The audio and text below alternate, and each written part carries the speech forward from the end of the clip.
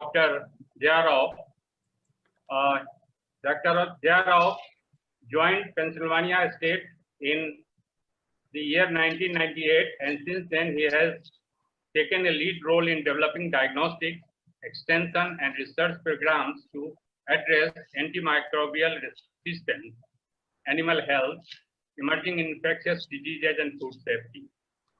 Dr. Jayarao serves as the coordinator of minor in One Health that is currently being offered through the College of Agricultural Sciences in Pennsylvania State.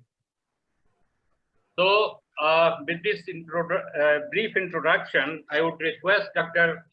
Jayarao to please come over and deliver his talk on co-evaluation of pathogen at human-animal interface, key paradigm in understanding emerging infectious diseases. Dr. Jayarao, please. Thank you, Dr. Singh, for that very kind introduction. It's always a pleasure to be with fellow public health veterinarians. And more importantly, it's truly heartening to see the President and the General Secretary of the Indian Veterinary Public Health Association, the Vice Chancellors of Maharashtra and Karnataka veterinary universities, and the deans of the colleges to lead the way for this organization. It's very impressive. To begin with, let me start thanking Dr. Ravindra Zende and the organizing committee members for inviting me to give a talk today. From what I have learned is that this is a joint effort between Karnataka Agriculture and Veterinary Sciences universities, the university and the different colleges, especially the Hassan Veterinary College, and of course also the Mumbai Veterinary College playing a role in it to host this webinar. To begin with, I'm truly excited to be a part of this symposium for two specific reasons. One is it's almost 40 years as of today I graduated from Bombay Veterinary College, and it seems I've never left it. I'm still there. And it's like saying what Mumbaikars typically say, Amchi Mumbai. You know, once you say Amchi Mumbai, you never leave it. And the second big reason for me is for those of you who are from Hassan and from Karnataka, I was born in Mission Hospital in Hassan. That's almost 63 years ago.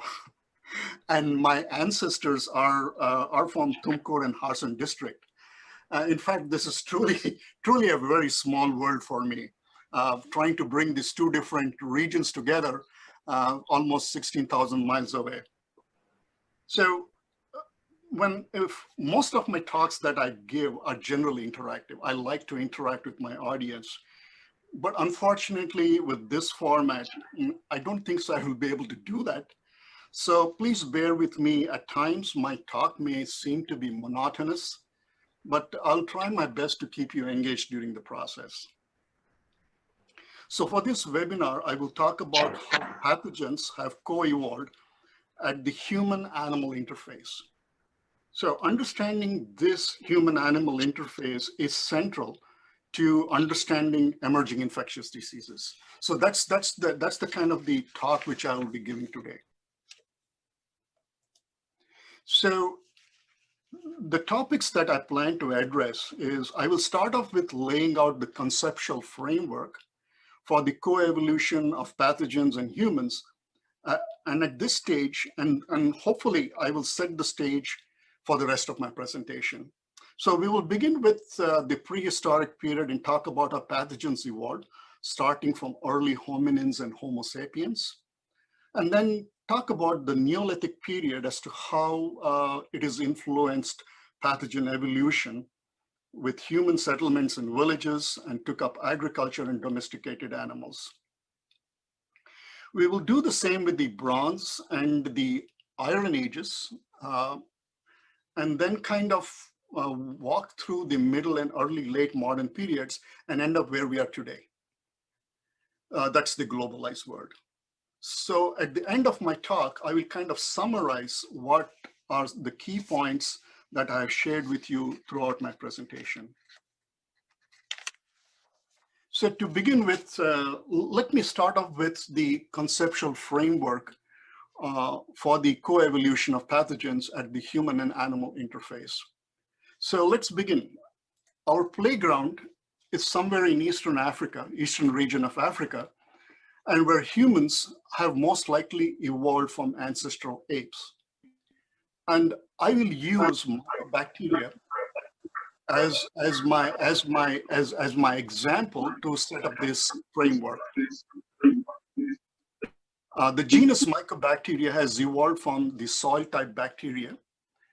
And when we look at the process, these organisms, once they have evolved into the different mycobacterial species, some of them went back and became soil-specific mycobacteria, while the others emerged into different lineages to adapt to cattle, goats, that's the paratuberculosis, and the avian species that affected the wild birds and birds during that period of time. Also along the same time period, we see the evolution of another lineage that was carried forward by the early hominins approximately around 2.5 million years, and then moved on further. So approximately around 70 to 60,000 years ago, we start seeing the emergence of different lineages of Mycobacterium tuberculosis come into play. But when we move further down, somewhere close to 10,000 years, we see a kind of an admixture, not only of different human lineages, but also the time where we see the animal pathogens related, especially the domesticated animal mycobacterial species come into play. And what we are seeing is a kind of a mixture of different lineages of mycobacterial organisms. So over the rest of the presentation, you will be asking yourself as to what drives these pathogens to evolve. So the best way to summarize the drivers is by placing them into three categories. That's the natural selection, selective pressures, and man-made changes.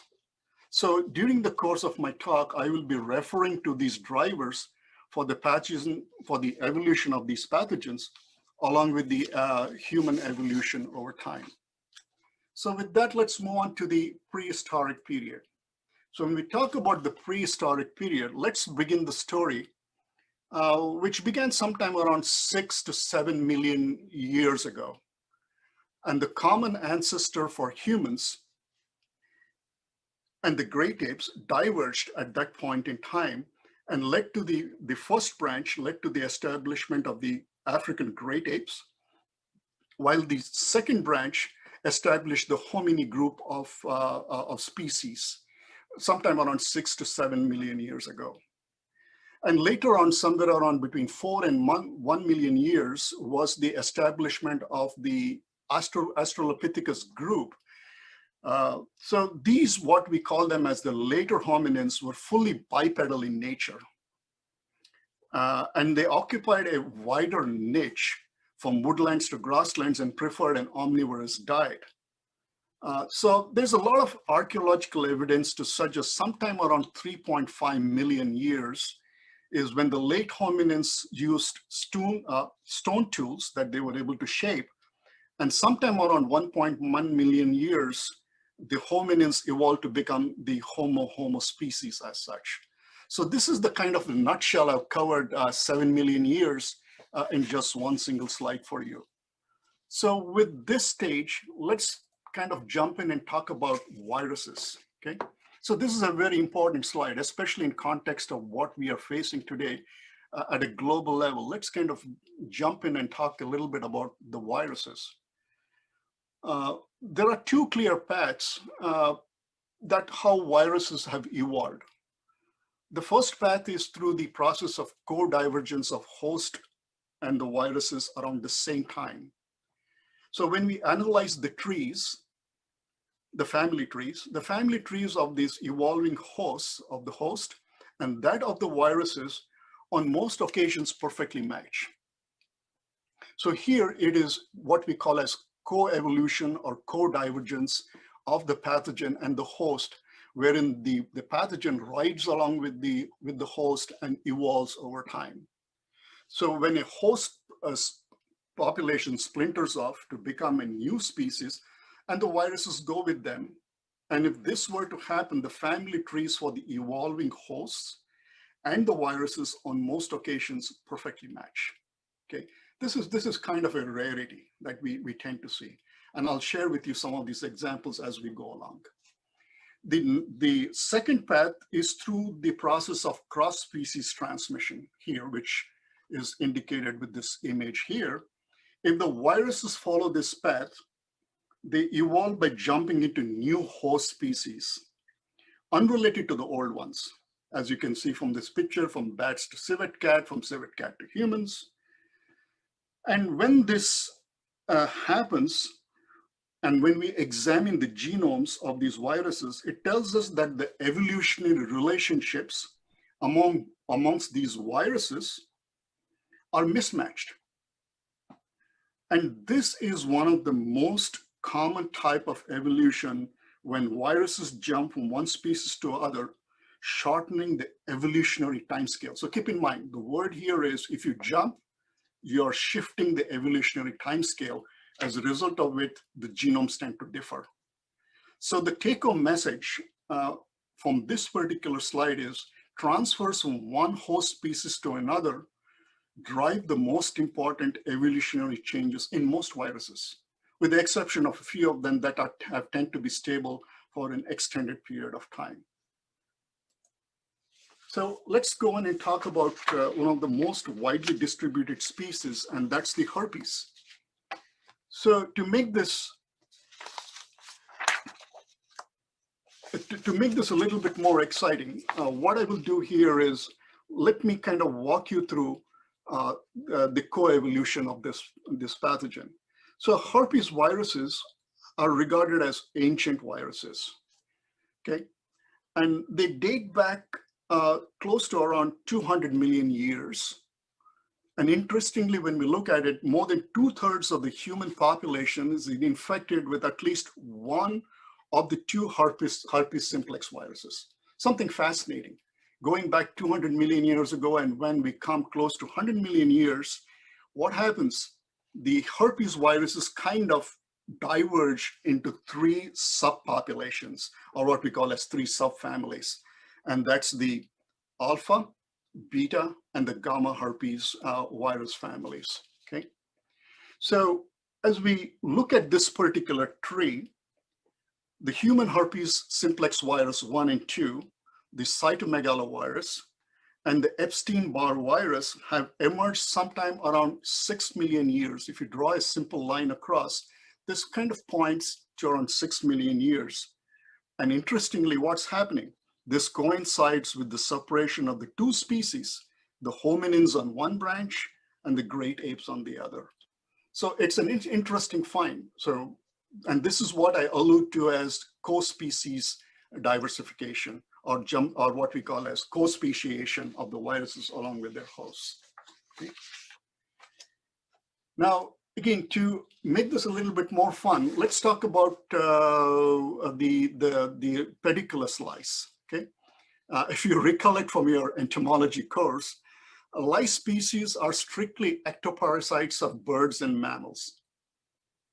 The divergence of the pediculous lice in primates that was parasitizing both humans and chimpanzees occurred sometime around 5.6 million years ago, which is around the same time when the divergence of the pediculous lineages into their respective host species, that's the chimpanzee and the humans, and that accounted for the formation of the pediculus schaffi in chimpanzees and pediculus humanus in the humans.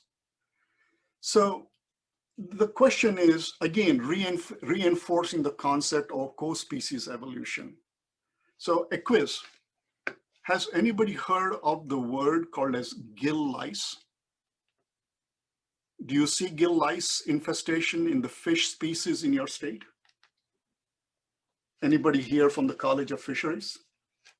This is something more of an issue for us here in Pennsylvania because many of our trout populations and bass populations, we are seeing the gill infestations coming in and affecting quite a bit of our production of trout in our captive ponds here. So with that, let me move back to my favorite organism, Mycobacterium tuberculosis complex.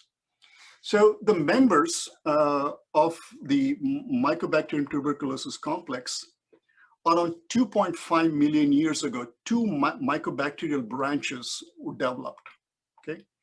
One resulted in the formation of Mycobacterium cannati, that's about 2.5.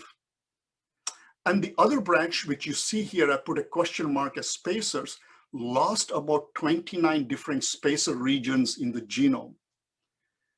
And because of that, there was a languish in the evolution of the next branch of this particular branch, which almost for 1 million years was the same. Nothing really happened to this particular lineage as such. But something happened close to about 25,000 years ago. That's when they started seeing the occurrence of the first tuberculosis TB deletion 1 or TBD1. As a result of the TBD1, we started seeing a significant emergence of other lineages. For example, lineage, Asia lineage, the Indian lineage, the European and the Ethiopian lineages. Just prior to the TBD1 blockage, there was another type of a deletion that occurred, what we call as the regions of difference 9, resulted in the emergence of the Mycobacterium ecotypes, the chimpanzee bacillus, and the lineages of the African type, of the West Africa. So what would, so the question one would be asking is, what are the drivers for this recent evolution? If you look at real point in time, especially when you draw a line up here and say, most of these events of the evolution of mycobacteria have occurred in the last 15 to 20,000 years. It doesn't predate back to 15 to 20,000 years, which is fairly recent than previously thought. People had estimated that the evolution is close to 200,000 or 300,000 years ago, but when we look at the genomics of the different mycobacterial pathogens, it is more of a recent evolution. So again, the question is, what are the drivers for this recent evolution of Mycobacterium tuberculosis complex, the MTB complex here? And what has this to do with the human-animal interface? Or is it that mycobacteria is adapting to the host genotypes?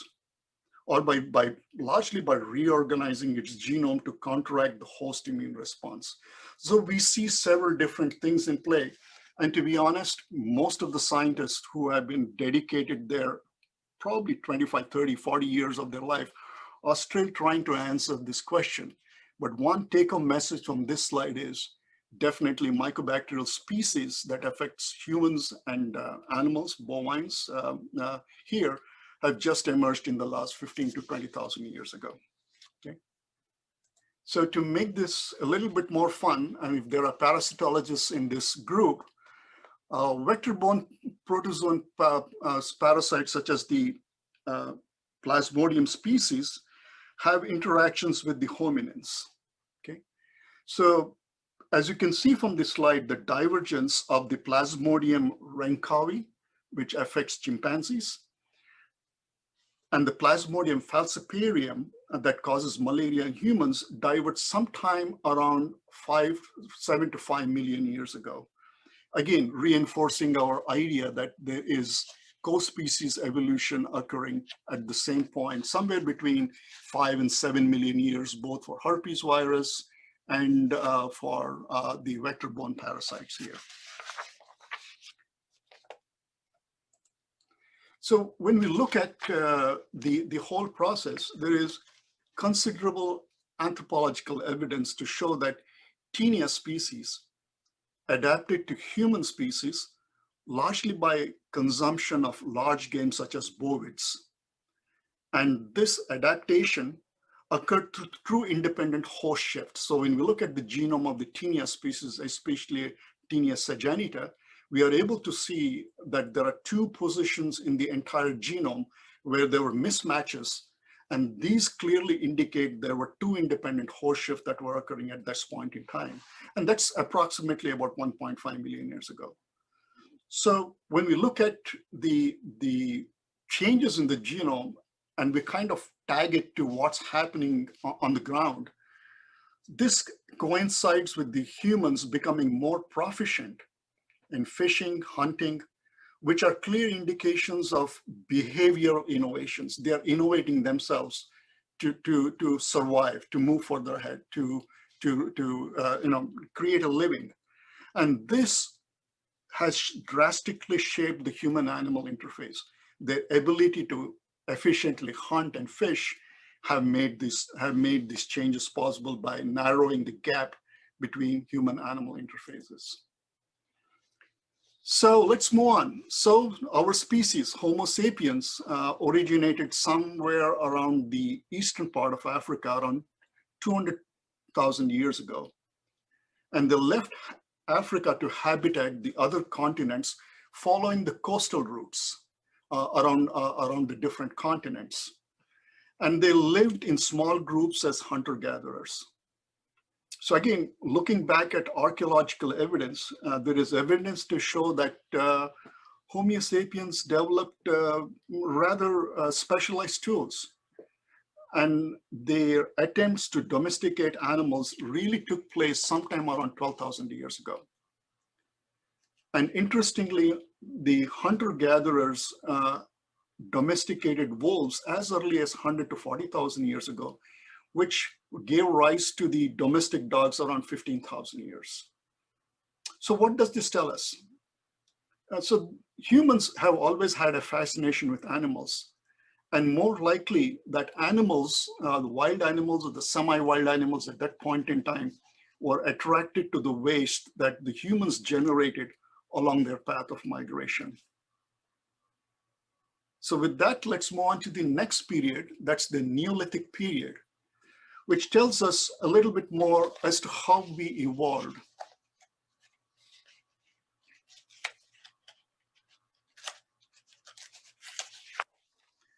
So when we look at the Neolithic period, it dates around 12 to 5,000 years ago, with gradual behavioral and cultural changes that resulted in the formation of the world's first villages, towns, and of course, the domestication of valuable plants and animals, animal species such as sheep, goats, cows, and pigs.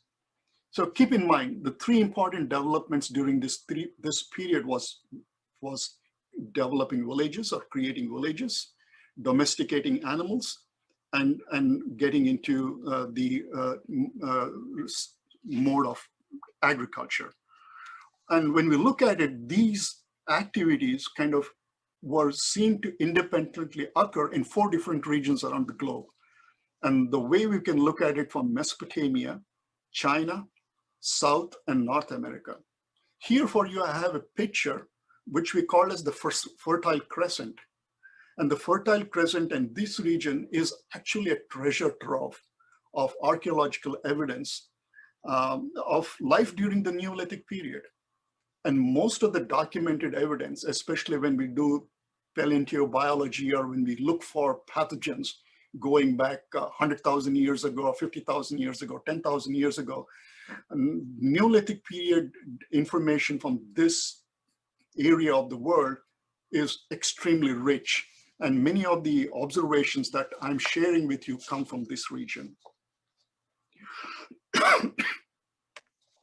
So the next question that we'll try and answer is, what about the evolution of pathogens? So based on the findings of the early and late Neolithic period, based on archaeological excavations, suggests that people in settlements, which is definitely were exposed to human and animal waste, and this exposure provided ideal conditions for crowd-based and zoonotic diseases. So these conditions allowed pathogens to maintain themselves in large populations of humans, animals, or in the soil. So it would be safe to assume that domestication not only favored, but also facilitated, or I would say the transmission of zoonotic pathogens such as Brucella abortus, Bacillus anthracis, and Salmonella species, not only endangering animal, but also human populations. So one important thing, let's not forget about the cats. So when we look at the molecular clock analysis of the genomes, we find that the feline leukemia virus places the evolution of this virus sometime around the Neolithic period. And it's most likely the feline leukemia virus resulted in cross-species transmission of retroviruses from commensal rodents. So we can see the linkages here. The close contact between the cats and the rodents could have resulted in the transfer or jumping of species from rodents to cats, evolving into the feline leukemia viruses or the retroviral transmission in cats. So what about human activities?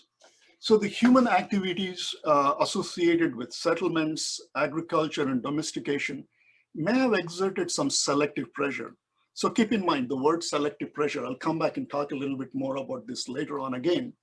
So the selective pressure on microorganisms and may have facilitated cross-species transmission. So keep in mind here, when we say cross-species transmission, we are more looking at the emergence of new pathogens. And these pathogens are the ones that are going to be with the humans for the rest of the time period, or what we call as new human pathogens. So as a clever audience, you will ask me the question, what is the evidence for it? How are you going to provide me with evidence to come to this conclusion that these human activities could have resulted into new human pathogens? So let's look into the genomes. So when we look into the genomes of human adapted bacterial pathogens, we see an increase in the number and type of mobile genetic elements. And I'm here a picture for you that kind of captures the different types of mobile genetic elements, such as insertion sequences, transposons, plasmids, and integrons in the bacteria, which shows that bacteria during this period not only crosstalked with each other, but had become pretty proficient in exchanging genetic material at a higher frequency to make them more fit and adapt to new hosts and environment. So where is the evidence? So when we look at the genomes of host-restricted human pathogens such as Bordetella pertussis, Salmonella typhi, and Salmonella pneumoniae, we definitely see in their genomes, and when we can date back in period in time, that many of the activities of the integration of different elements in the genome could have constituted from shifting over from the generic type bacteria to becoming more specific for humans. So let's move on to the next phase. So finally, we approach the era of what I would call this as critical thinking. A lot of the philosophers, a lot of the early pioneers in the field of science, one would attribute to, emerged from this point in time, or what I would call as critical thinking. So this is the Bronze and the Iron period, which ranged approximately from 5 to 1 million years ago. So what sets apart this particular period is that the individuals or the population in this period mastered the art of working with special metals, iron, and to make tools and weapons. So here, something is kind of a leap in the technology, what we see in this point in time. Also around the same time, that's during the later half of 2.5 million years of this period, writing, government, law codes, forming of empires and cities, and how to conduct organized welfare became a kind of a staple theme in many of the emerging populations, especially in the Eurasian part of the world. So now let's move on to the middle and the early modern history. So, so there's one thing that I need to talk about is, okay, that's my,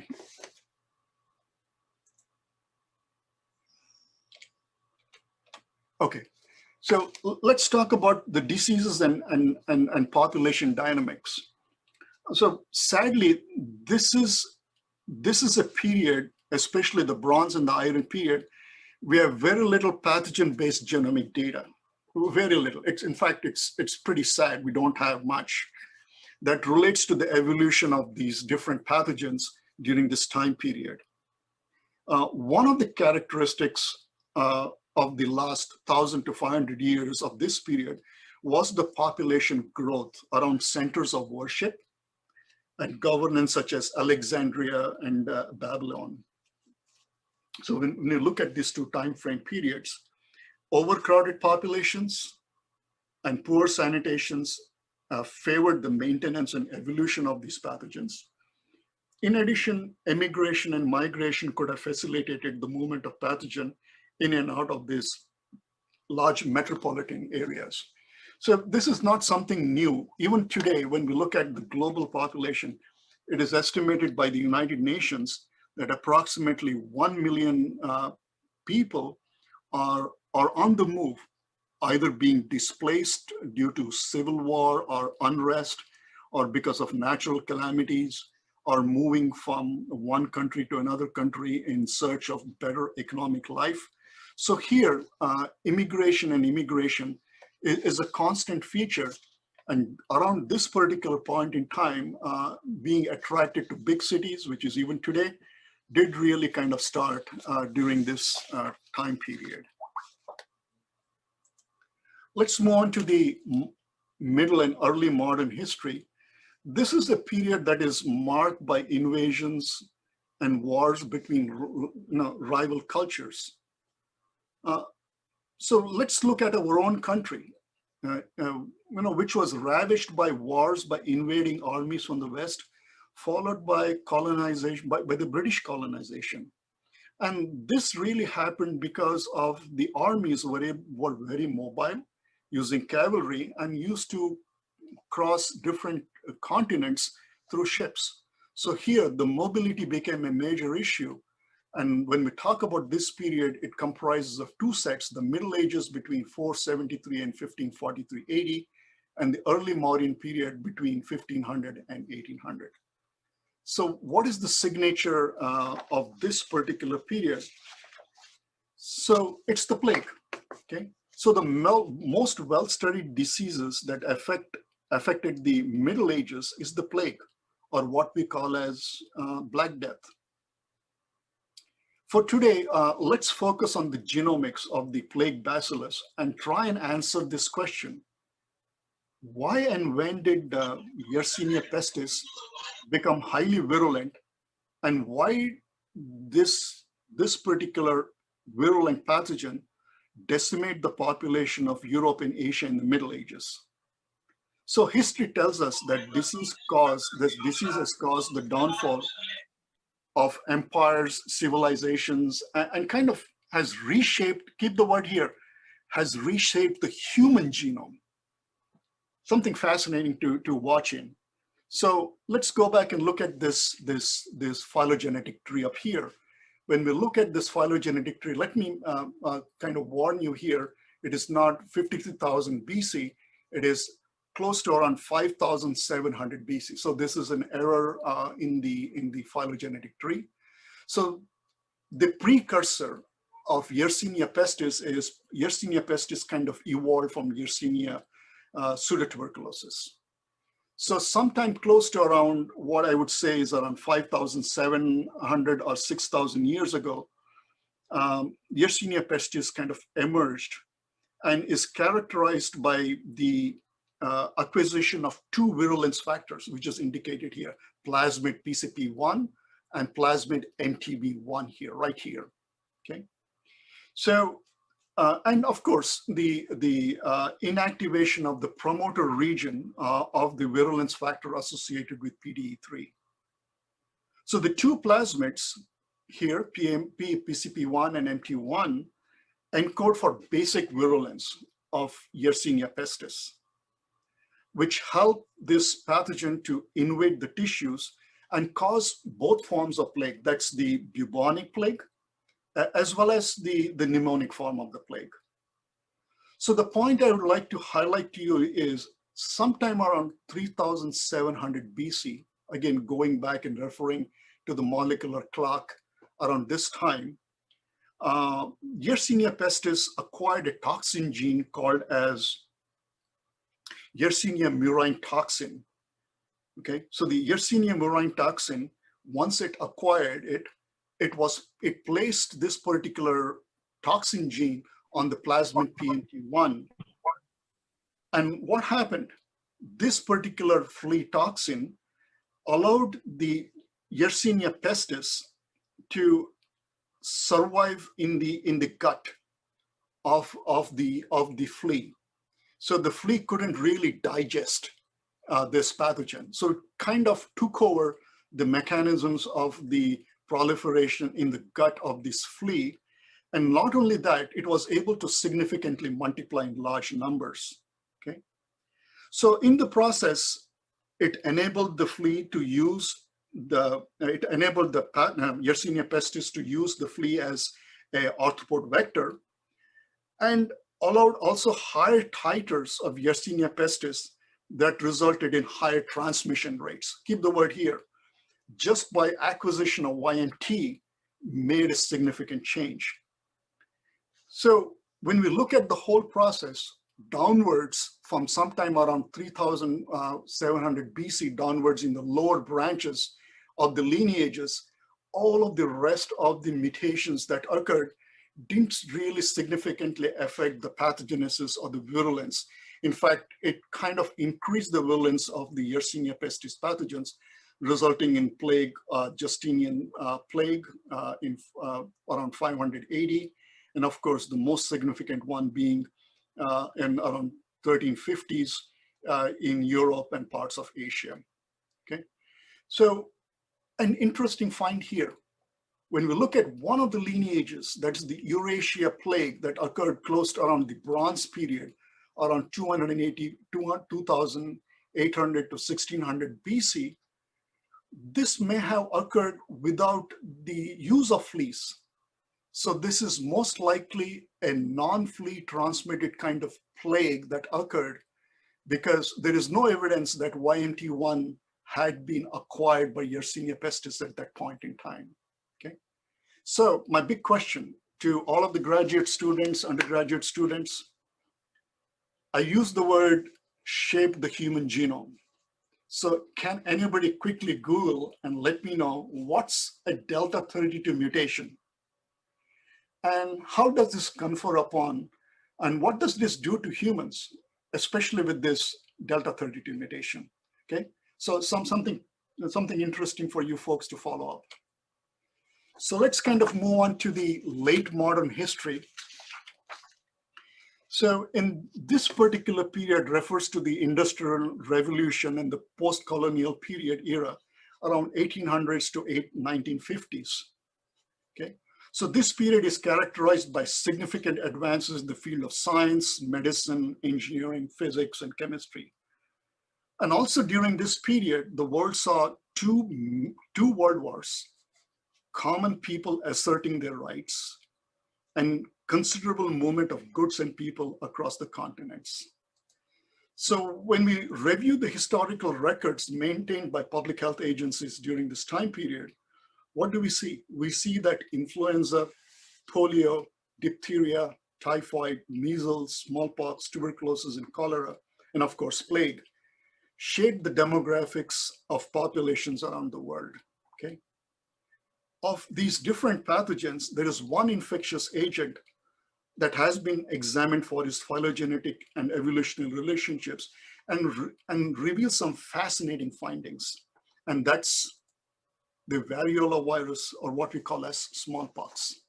So with that, let me share with you some interesting thoughts about smallpox.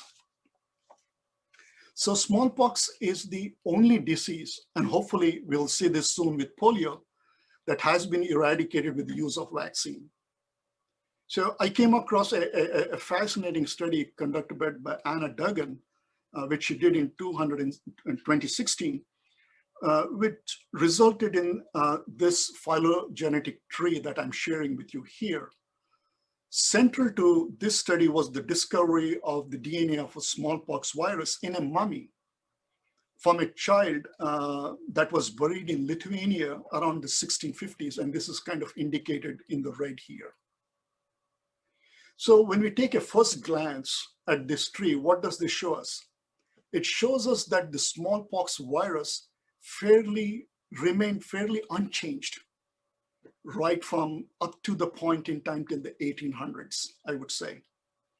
And later on, we start seeing the divergence into two lineages, P1 and P2.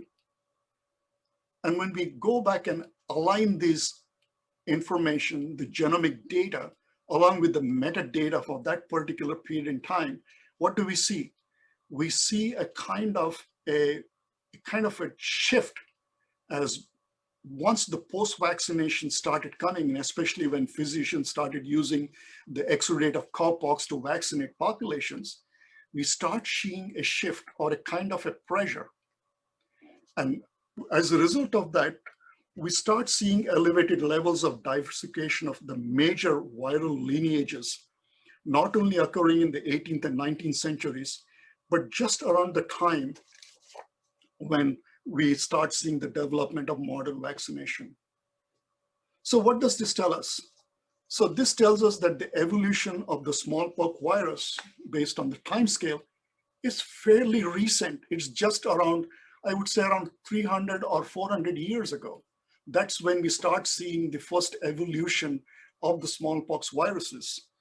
And maybe, again, this is a bit of a speculation, vaccination could have triggered this drastic explosion and the diversity of the smallpox virus. So let's kind of move into the contemporary period. So, and kind of an epidemiologic twist here. Finally, I think we are arrived in a time frame, I presume most of us, I believe most of us here belong to this cohort of the population. That's somewhere around this contemporary time. So let's kind of dig deep into the HIV. So one of the most devastating infectious diseases that we have seen in modern times in human is the human immunodeficiency virus, which led to the acquired immunodeficiency syndrome and has spread pandemically since the 1980s. So if you read a lot of the literature, this particular infection or this particular virus has changed not only the different countries, but actually the social fabric of populations in various parts of the world. The classic example is Central Africa, where when we look at the demographic data as a result of HIV, we see populations where there are no elders in the villages. It is the villages are being run by children who are 14 and 15 years old, and they are taking care of their siblings that are 4, 5, or 6 years old. So they not only tend the cattle and take care of the field, but also have to take care of the siblings, just because of the massive pandemic that occurred because of HIV. And there are no elderly population left to take care of them. And of course, this work was done by Penn State. So that's why I need to bring this in here. Okay. So when we look at it, this is a classic example of cross-species transmission of retroviruses from primates to humans, which most probably occurred because of bloodborne contact during butchering and consumption of primate meat. There is very strong evidence. I was a part of a project that looked at bushmeat in the lower part of Serengeti in Tanzania. And we did some considerable work as to the dynamics of bushmeat in that particular project. So I do have a kind of an exposure to understanding the dynamics between bushmeat and consumption as it relates to HIV. So when we look at this, this clearly shows that human activity at human-animal interface facilitates the jumping of pathogens from one species to another. So now let's focus on this image, which I have for you here, which depicts the different lineages. So here are the different lineages of the SIV, the simian immunodeficiency virus, associated with a variety of different primates, of which the simian immunodeficiency virus of 3 primates jumped to humans. Okay, that originating from the sooty mangbe, which developed into the human immunodeficiency variant 2, the second type, with the subvariants A through H. And the Mona monkey and the red-capped mangabe were able to transmit their simian viruses to the chimpanzee, which finally emerged as simian virus CPZ, which infected humans, resulting in the development of HIV-1 and variants M, N, and O. And finally, the simian immunodeficiency or CPZ infected the Western gorilla that emerged to form the SIV gorilla strain, which affected humans, which jumped into humans to form HIV-1, causing the variant O. So when we look at the entire picture in totality of all the variants of HIV-1, the group M represents the pandemic form of HIV-1, which has infected millions of people across the world and has been found virtually in every country of the globe. So here you can see how, if we kind of shift the balance at the human animal interface, what are some of the consequences on human populations. Another study that is, I kind of really find it interesting is, this was a study that was done by the Wildlife Conservation Society and the Eco Alliance of New York. And it kind of tells us that the desire for certain kinds of exotic meat could perhaps result in a pandemic right in our backyard, okay? So when we look at this study examined wildlife products that were confiscated at major international airports in the US. So when this group examined these products, what did they find? They found the simian foamy-virus, the several types of herpes virus from non-human primates, including chimpanzees and mangabes, from several African countries. And although when I talk about the simian foamy-virus, it has not yet been shown to be pathogenic to people, but field-based data tell us that about 1% of the bushmeat hunters carry this virus. And some of the hunters show this characteristic skin-based lesions. So this kind of tells us that zoonotic pathogens can be transported from bushmeat and potentially could cause an outbreak in a location far from its endemic region, okay? So let's kind of move into the ones that we are more familiar with in our areas. So when we look at the avian and swine influenza viruses, in the last 2 decades, most of us have seen our share of the devastating effects of avian and swine influenza viruses, which can inflict on humans and animal populations.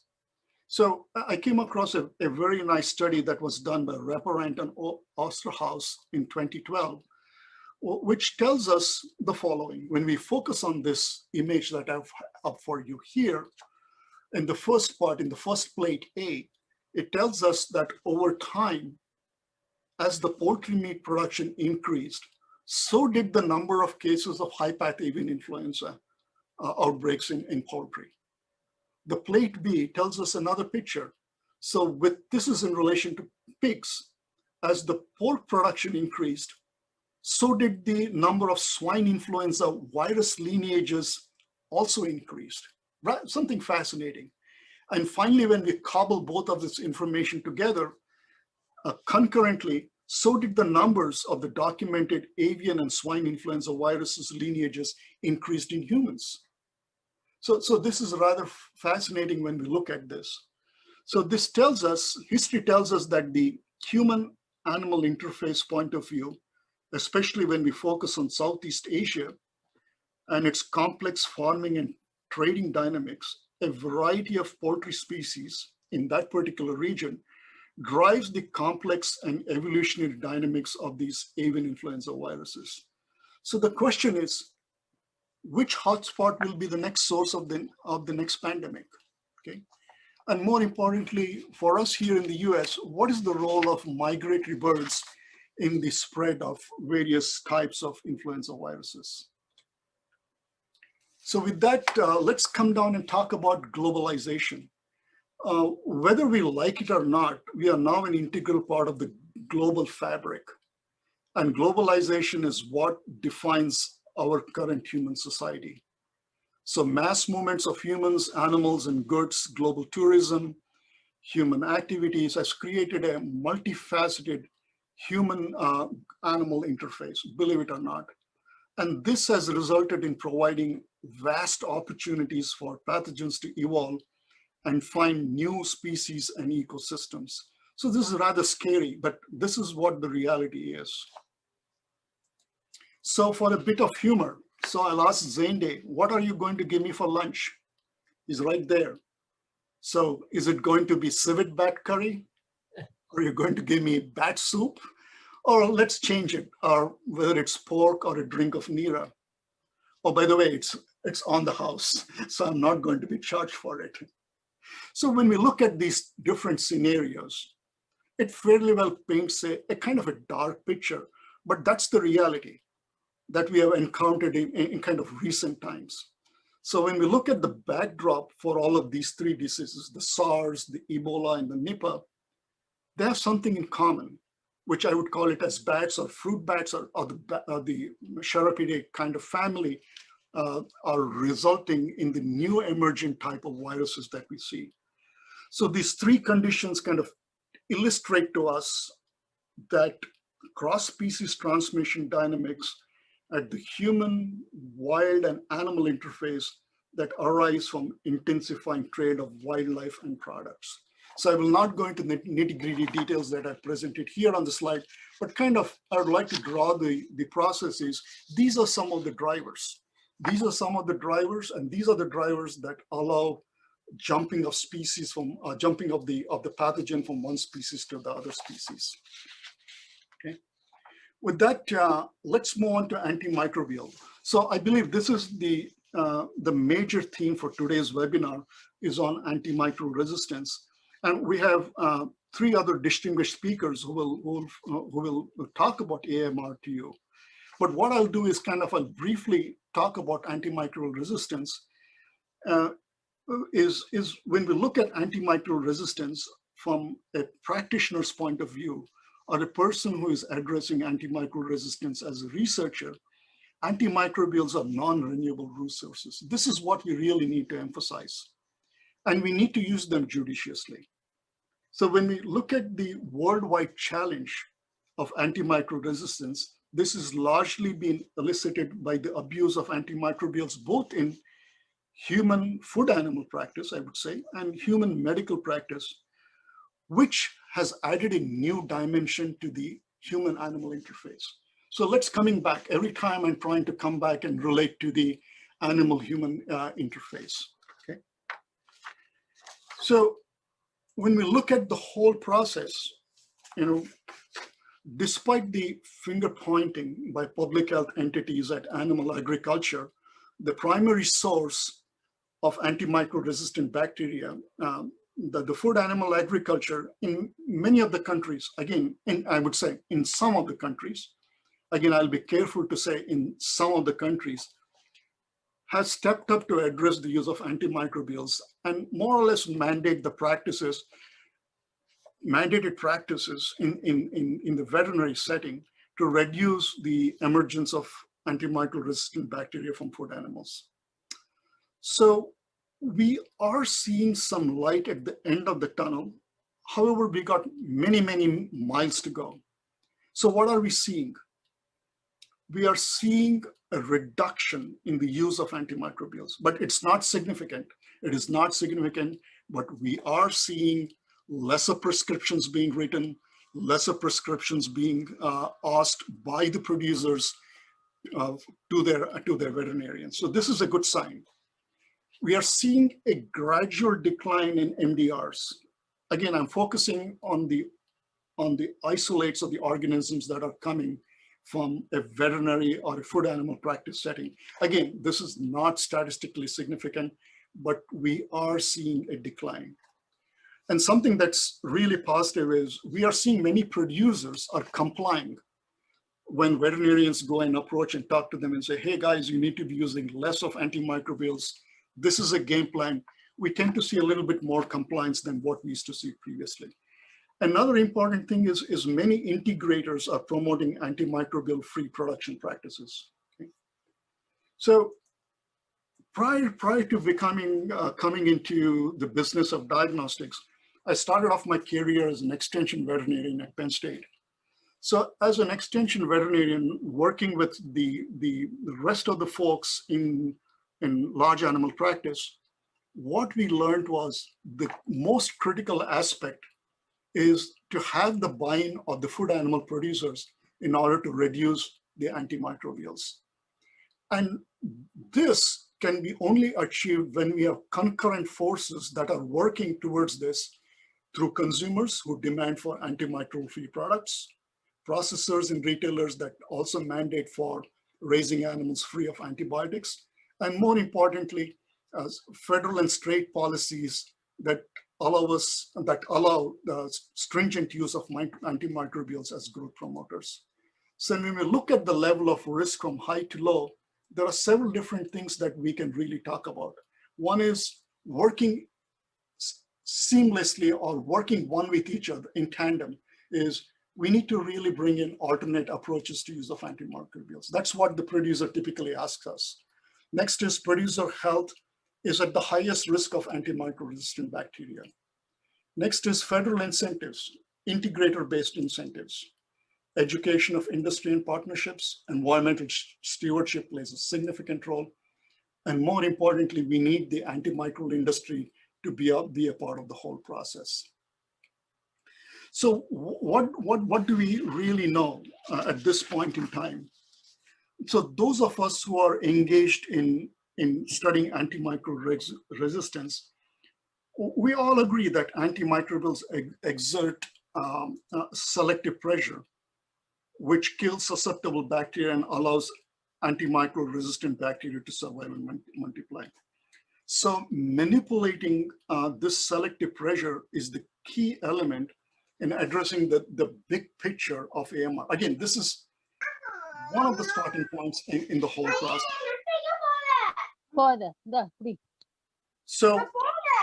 So we know that antimicrobials exert selective pressure. Hello, please unmute everyone. Done, sir. Okay, so we know for sure that antimicrobials exert selective pressure. So what about vaccines? So what about vaccines exerting selective pressure? Yeah, we know for sure. We have been using vaccines for the last 30 or 40 years in veterinary practice.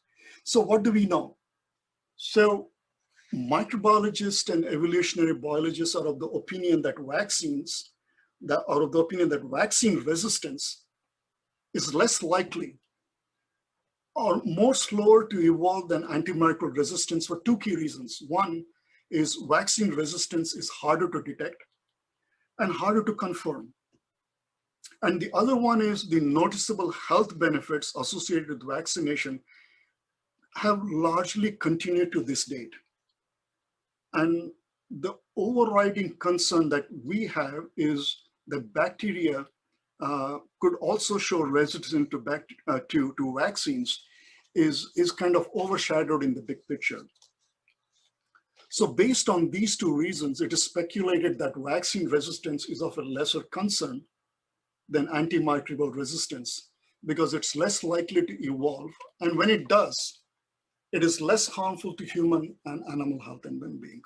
Well, I can end my presentation here, but wait, let's not rush, okay? Let's not rush. I've got a few more slides for you. So resistance to human vaccines has been documented. One is the whooping cough, the Bordetella pertussis, and the new serotype variants that have emerged. So once the vaccine was introduced, the Bordetella vaccine pertussis vaccine was introduced, we started seeing the emergence of new serotype variants. And the next one was the Neisseria meningitis vaccine. When it was pushed into Africa, we started seeing new virulence genes becoming and being incorporated and becoming more virulent in the process. Another one was Streptococcus pneumoniae, which resulted in serotype replacements. So what about vaccines that are being used for salmonellosis in cattle? Is somebody there, or have I lost you guys? Where, sir, you are Okay. on. Yes. Yes, sir. Yes. Okay, great. So let's kind of focus on salmonella. If Paturkar is still here, he'll get pretty much a chuckle out of salmonella because I think this is his favorite organism. So when we look at salmonella in dairy cattle in the United States, we have seen an increase over a 10-year period in salmonella isolation rates. So the first measure is when we look at dairy operations that were positive for salmonella, we jumped from in 1996 from 20% to 40% in 2007. And when we look at the percent of the number of cows positive, jumped from 14 to 30%. So the question I will pose to the rest of the group, do you think there is some kind of a vaccine pressure taking place here? Why are we seeing an increase in the number of cases of salmonella infections in dairy cattle? So is this due to vaccine pressure? Have salmonella serotypes evolved over time to make the current vaccines ineffective? Or have they acquired new virulence genes? Or have they adapted to new host environments and have they become more resistant to microbes? So we have taken up a massive project here at Penn State, is where we are going to analyze salmonella isolates in our repository with excellent metadata. So we are going to be examining close to 1,200 isolates. Yeah, Barry, our expression feeling she knows everything. Nagapa is Using whole genome sequencing and comprehensive bioinformatic analysis. Hopefully, by doing so, we should be able to assess the evolutionary trends of the virulence determinants and also kind of log in and provide some evidence or contrary to it, whether salmonella serotypes have evolved over time. So with that, I will summarize my talk. So what we have learned that the human-animal interface has significantly contributed to the shaping of this evolution and history via cross-species transmission of many versatile pathogens. Okay. Emerging infectious diseases will continue to emerge, re-emerge, and spread. Our only hope is that by seamlessly integrating different scientific disciplines and establishing collaborative network, because we are in a globally connected community, collaborative networks will be absolutely essential and key to addressing emerging infectious diseases. So with that, I will stop here and thank you so much for your time and your patience to listen to me. If you have any questions, I would be happy to answer. Please free to drop into the chat mode or email me. And I'm sure Ravindra Zende will be able to share my email with you. Thank you so much, and look forward to hearing the other speakers. Thank you, Dr. Bhushan, for excellent presentation. In fact, we could know very recent developments that you have mentioned in your presentation. Also, you have linked your presentation with the history that was emerging. I would request the